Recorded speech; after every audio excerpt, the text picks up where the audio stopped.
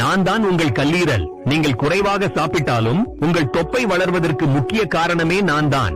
இனிப்பை தவிர்த்து உணவை குறைத்தும் எடை கூடிக்கொண்டே இருந்தால், வெறும் தண்ணீர் குடித்தால் கூட உடம்பு போட்டால், காலையில் முகம் வீங்கி இருந்தால், சாப்பிட்டதும் வயிறு கனப்பது, வாய் கசப்பது, வேலை செய்யக்கூட தெம்பு இல்லை என்றால், இவை அனைத்திற்கும் நான் தான் காரணம்.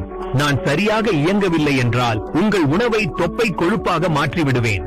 மருத்துவமனைகள் டெஸ்டுக்கும் மருந்துக்கும் ஆயிரக்கணக்கில் செலவு வைக்கும். ஆனா மாத்திரை இல்லாமலேயே என்னை சரி செய்ய ஒரு வழி இருக்கு. காலையில் எழுந்ததும் வெறும் வயிற்றில் ஒரு ஸ்பூன் ஆலிவிதை எண்ணெய் குடியுங்கள்.